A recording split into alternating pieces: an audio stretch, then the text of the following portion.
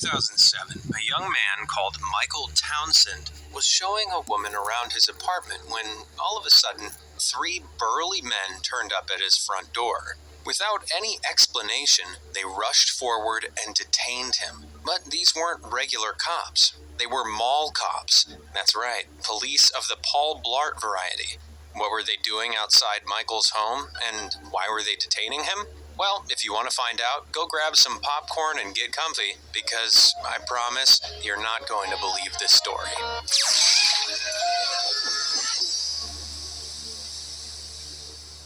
If we're going to start at the beginning, then we need to rewind all the way back to 1999. This was the golden era of bell-bottom jeans, Britney Spears, and most importantly, mall development. In Providence, Rhode Island, the brand new Providence Place Mall had just been built. The 1.4 million square foot development boasted 160 stores and services, straddling the Woonasquatucket River as well as Amtrak's Northeast Corridor train line. With so much going on, this wallet-busting $500 million project was clearly designed to be a one-stop shopping destination that would help revitalize the city. But as it was being constructed, our protagonist, Michael Townsend, a local Providence resident and artist, noticed something unusual. His running route took him past the mall's construction site every day, and as it was being built up, he spotted a section of the site that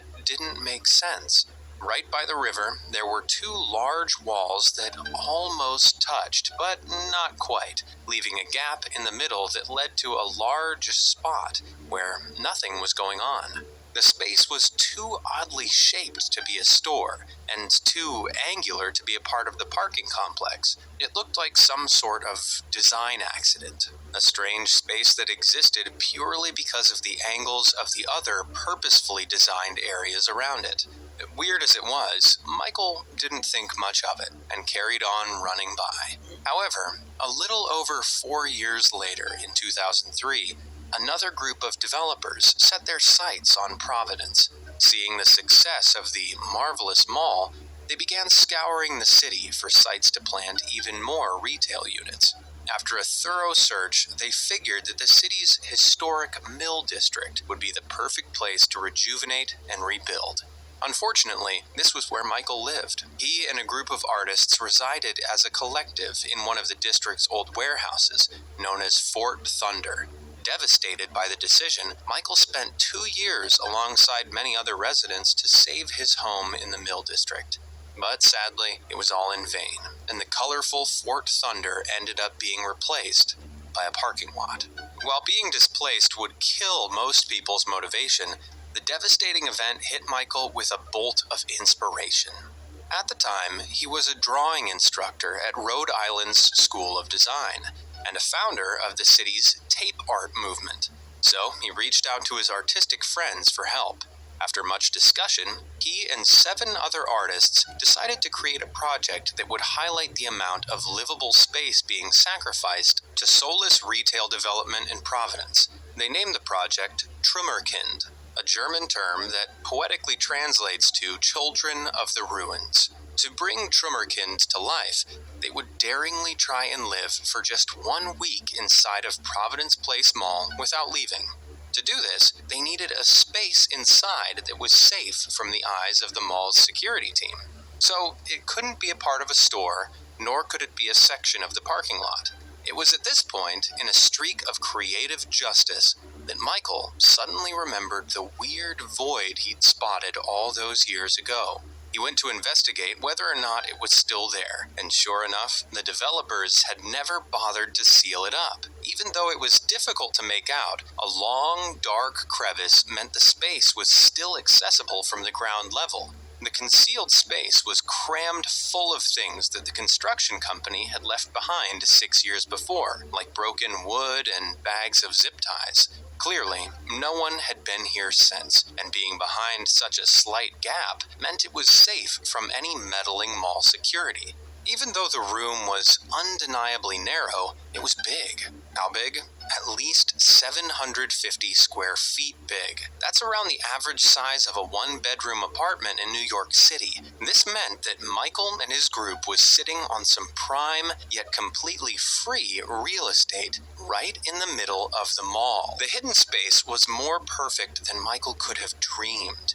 And upon seeing how much potential it had, the plans suddenly changed. They began wondering what a developer would do if they were in their shoes. And so they decided to turn the unused space into their own private condo. Instead of living in the mall for a week, now they'd try to live in the mall indefinitely. But the room just wouldn't do in its abandoned state. So Michael and co. got to work clearing it up. They hauled out all the debris by filling their backpacks and buckets with all the dirt and grime they could carry, dumping it outside without anyone noticing. But when they came back in, they brought gallons of water, tinned food, power cords, lights, blankets, silverware, everything they needed to slowly start turning the space into a home.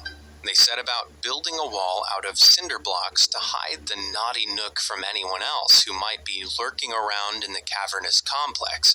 Then, with a stroke of ingenuity, they installed a plain white utility door to conceal the entrance, making the entire setup look like any other innocuous storage space from the outside. By plugging a series of extension cables into the mall's internal power system, they soon had electricity to power all their everyday gadgets. Clamp lights lit the space up, and an old TV hooked up to a PlayStation provided all the entertainment they needed. The only thing they were missing was running water. But thanks to the mall's late-night movie theater, even nighttime trips to the mall's toilet didn't look that suspicious. Well, unless they had the guts to waltz over there in their pajamas. They decorated the place with items they bought from the mall. But they also brought some of their own furnishings as well, like that couch and that absolutely huge china cabinet. But it wasn't an easy task. To access the room, every piece of furniture had to ascend this incredibly steep metal ladder. Michael even filmed one of their attempts to show just how much work getting a single cabinet up the steps really took. So imagine the amount of elbow grease these young artists had to use to get that gigantic china cabinet up there. I'm getting out of breath just thinking about it. But this begs another question. How did they manage to sneak all this stuff in without anyone noticing? Well, it turns out that by blending in with the crowds of people visiting the mall, they could conceal all their comings and goings pretty easily. So much so, they actually moved most of their stuff into this place in broad daylight. Even though they were confident about their concealment, they didn't want word about the room to spread. So all 8 artists made an agreement not to share the space with anyone else. I guess that meant the first rule of Secret Mall Condo was, you do not talk about Secret Mall Condo. And the second rule of Secret Mall Condo was, you do not talk about Secret Mall Condo. This secret setup was so perfect that people often stayed in the walls of the mall for up to 3 weeks at a time. It was all shared equally, with the friends often lending it out to whoever needed it most. It was a bit like a real-life room of requirement. Shout out to all the Harry Potter fans who got that reference. They fully expected that the mall cops would eventually find their crafty condo, but as the weeks turned into months and the months turned into years, security never came knocking. After the stealthy setup reached its 4th year of undiscovered glory, all 8 artists were starting to get quite comfortable. So they decided to see if they could actually live in the space full-time for a year. They began looking at plumbing options, which would involve bringing in a huge water tank so they could have a fully working kitchen as well as a flushing toilet. Michael was even considering installing some stylish hardwood floors. But that's, ironically, when they had the rug pulled out from under them. One day in 2007, they returned to the apartment only to discover they'd been well and truly rumbled. Their utility door had been kicked in and their precious PlayStation had been stolen, along with some of their art and a photo album. Weirdly, though, nothing else of value had been taken. Not the TV, not the silverware, just the really personal stuff. It became stomach-churningly clear that this wasn't an ordinary break-in. Even so, they couldn't exactly call the police. The mall was private property, meaning the cops would probably arrest them for trespassing. But the worst part was, it was clear someone else knew about the room. It looked like someone had broken the first rule of the secret mall condo. Badly spooked, they decided to switch things up. They would no longer use the room during the day, sneaking in only under the cover of night when their chances of getting caught were much lower. They also doubled down on their one and only rule: don't talk about secret mall condo or share it with anybody. But what's the point of having a super cool hideout if you can't show it off to anyone else? Unfortunately, this is where Michael made a huge mistake. He was hosting a visiting artist from Hong Kong called Jaffa, and desperately wanted to show her the project that turned into a 4-year labor of love. Without thinking, he guided her into the mall in the middle of the day and showed her the room. Michael gave her the full tour, and needless to say, she was very impressed. But then, just as they were about to leave, the eerie crackle of several walkie-talkies sounded from the other side of the door. Oh no, they'd been found by mall cops. Michael panicked and tried to think, but there was no other way out. They were trapped. As he opened the door, 3 security guards stormed forward and detained Michael on the spot. It turned out that 2 newly hired mall cops had discovered the room and were responsible for the earlier break-in. Instead of clearing everything out, they'd taken personal items so they could try and identify the culprits. Clearly, they'd been stalking the entrance, waiting for someone to return on their watch. And the foolish decision to visit during the day meant Michael's 4-year project was about to come to a crashing halt. He and Jaffa were handed over to the police and arrested for trespassing. But after being interrogated, Jaffa was released without any further action. Michael, on the other hand, wasn't so lucky. He was sent to criminal court, where the mall's owner, General Growth Properties, had hired a lawyer who was ready to take Michael to the cleaners. The prosecution brought out a long list of charges, including breaking and entering and felony trespass. But as they did, they also listed every single item Michael's cohort had brought onto the property. This included the couch, the china hutch, the silverware with matching glassware for 8, the coffee table, the PlayStation, a copy of Grand Theft Auto, the lights. The list went on. As the long list was read out, the judge became less concerned with the charges and more impressed by Michael's sheer audacity. So impressed was he that the judge eventually declared that the creation of the apartment was not a criminal act. Instead of hard time or a hefty fine, he handed Michael a misdemeanor for trespassing and sent him on his way. This slap on the wrist was nothing short of a miracle.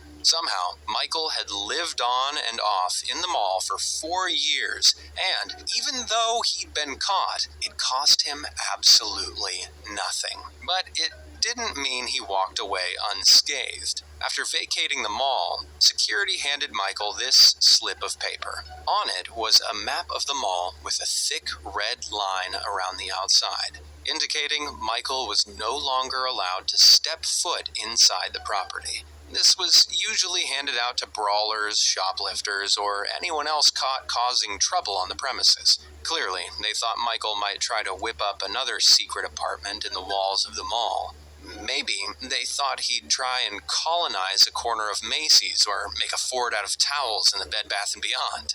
Either way, Michael was banned. Even now, almost 15 years later, Michael still isn't allowed to step foot near the mall. He still lives close by, but if he wants to go downtown, he can't use the paths lining the river that cut underneath the mall. Sure, it's a small price to pay compared to all the charges he faced, but after more than a decade, you'd think the mall's owners would be big enough to forgive and forget. So, Michael is taking his punishment on the chin, and diligently, he hasn't set foot on the property since. While Michael has been shy about sharing the incredible story of this unique space, there's a chance he might not be telling the whole truth. I don't know if you've been to a mall recently, but almost nothing escapes the ever-watchful eyes of mall security. They usually check every nook and cranny of buildings like this, so being able to build and hide a secret room under their noses without being discovered sounds slightly suspicious. Surprisingly, the Rhode Island Reddit community helped shed some light on this matter. Some users claim they were friends with the security guards who knew about the apartment, but instead of crying to their boss, they used it as a glorified break room. If they'd managed to strike a deal with Michael and his friends, turning a blind eye to the room's existence could explain why security sweeps never picked it up. Although, I'm not sure I buy that story either. I mean, could you picture a typical mall cop struggling through this impossibly narrow entrance and clambering up that super steep ladder, all just to spend a few minutes hanging out in a space that probably had fewer features than their own break room? Yeah, I don't know whether I can believe that, but I bet every mall cop who worked there tells the same story. Now, what do you think? Let me know down in the comments. Thankfully, this wasn't the end of Michael's story, and technically, it wasn't the beginning either. During the 1990s, Michael's cohort had constructed several installations like Trummerkind all over Providence. Their piece, Tunnel, for instance, was set up in an old drainage tunnel that was only accessible through a manhole cover. Here, they put up a bunch of malevolent-looking mannequins, all uniquely dressed in just one of the artist's belongings. All along the tunnel, mannequins were poised and pinned into position, making it look like an elaborate underground spider web. It was locked up and left for adventurers to discover, although I bet it scared the life out of the first person who unwittingly found it. As weird as it may look, what this means is that there might be more installations, like Trummerkind and Tunnel, hidden throughout Providence that nobody has discovered yet. Maybe there's an underground apartment underneath the Taco Bell. Could there be a secret rooftop pool in the Rhode Island hospital? What about a tennis court hidden inside a cathedral? Yeah, okay, that last one does sound ridiculous, but considering there was an apartment hidden inside a mall for 4 years, I guess anything's possible.